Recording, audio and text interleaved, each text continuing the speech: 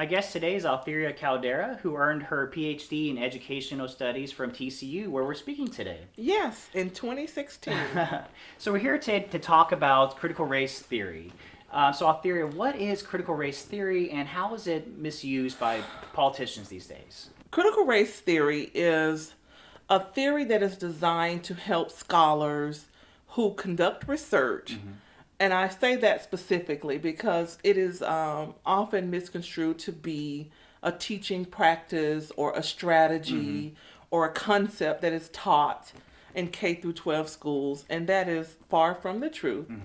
It is used by people who are conducting academic or scholarly research to help us to understand how race and racism plays out in institutions across the country. So how has it been misrepresented, which we've talked about before? Because it is being used to serve as a catch-all for resistance to actual meaningful work around anti-racism and equity, and distorting this principle that was conceived from the minds of people of color, scholars of color who are well respected, and taking these ideas and misusing them in a way to avoid real conversations about race and racism. Can we dig into some of the principles of this theory? You mentioned there are some fundamental principles. Can you talk about those? Sure, I'll talk about a couple of those. And the main one I think that that gets most feathers ruffled is that racism is endemic to the United States. That it is built into the very fabric of who we are as a country. And it is not that a system that we've created. So it is not something as a critical race scholar that we try to emphasize to teachers or anyone that they're responsible for. There is no blame when it comes to an individual. We're not saying that this person is responsible for it or this person is responsible for it. And so one of the things that we often hear opponents to critical race theory say is that it causes students to feel this guilt. Yeah, sure. Right? And that is not what it is, what critical race theory is designed to do at all. And neither is equity work or culturally sustaining teaching or any of those practices that really encapsulate what they're trying to say when they say critical race theory. A second one is in the importance of storytelling. People of color are experts in their lived experiences. And it's these lived experiences that we need to know about. So we encourage storytelling so that people are aware that this happens. One of the reasons that we're seeing what some is calling an awakening now is because the stories are being seen. The stories are being heard, and that we should share those stories because they are used to show how structures can be oppressive. So a couple weeks ago, parents were protesting at a local school board meeting, and one of the things they were accusing the school board of was teaching this theory in public schools. And at the time, one of the board members said, "We don't teach this," and it still didn't calm them down. But can you address this idea that this is being taught from pre-K up?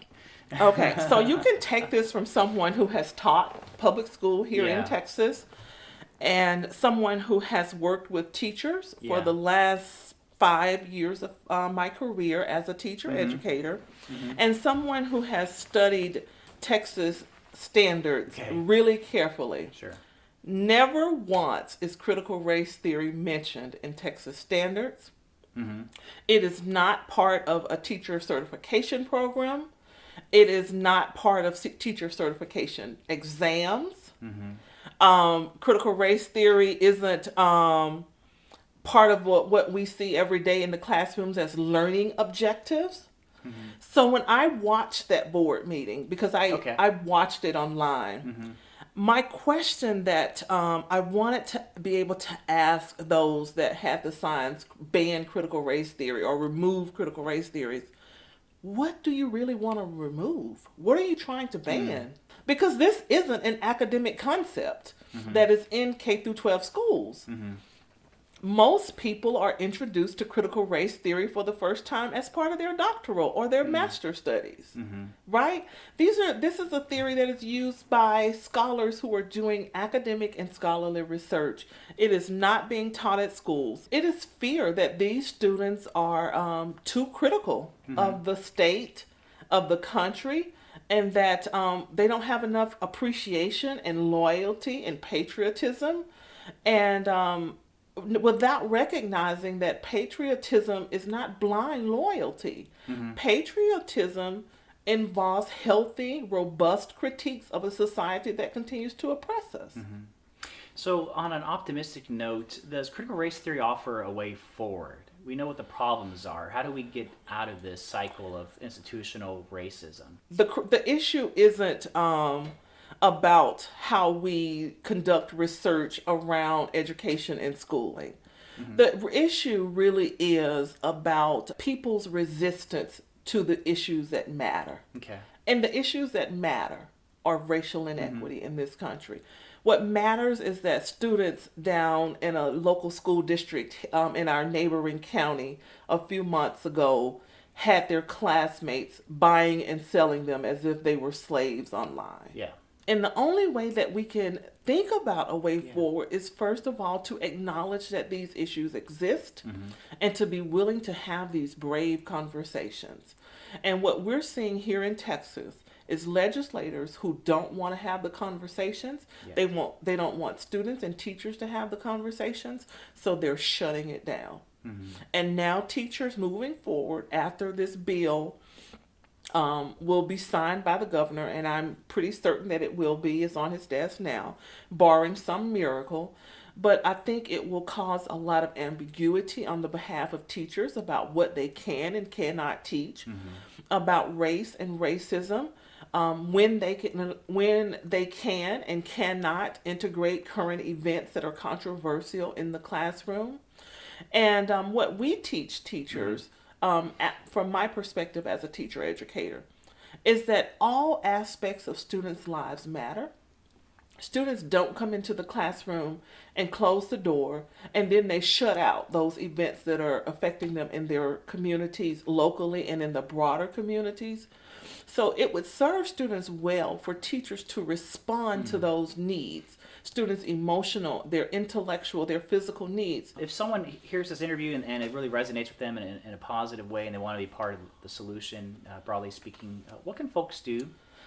One of the movements that I'm following is from the African American Policy Forum, and they are tracking this legislation nationally. So they're looking at states that are passing some legislation similar to HB 3979 here in Texas. That is one of them. But another one is the organization that I'm currently doing a fellowship with.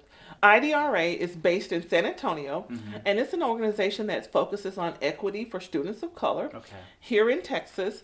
And this organization led the efforts to oppose HB 3979, along with the coalition partners that they work with. And so they will be doing work to still resist this bill that will become a law and to assist teachers in doing this work that we know is really necessary, to do the anti-racist teaching, to make sure that their classrooms are inclusive and sustaining of students' culture. So also just check out IDRA's work moving forward with that as well. Okay, great. So we've covered the issues, the problems, and some of the solutions. So I think a very well-rounded conversation. I know you're not ready to announce your next step, but congratulations. You will be moving on to another position and to continue to publish scholarly work in this area. Yes. So we hope to follow you, and thanks for all the work you've done and for contributing to the Fourth Weekly over the past with some incredible articles. You're very welcome, and thank you for this opportunity. It is so important for us to be willing to have these honest conversations, just like this, and to not camouflage it by putting it under an umbrella of critical race theory when that's really not what it is. And this theory has been demonized unfairly. It is used by scholars who are so highly respected in the field of education. And it is being used to escape these real conversations we need to have. Well, thanks for helping us have a real honest conversation and to undo some of these misinformation tactics that are going out there. You're very So we welcome, and I appreciate that. appreciate the opportunity. Thank you.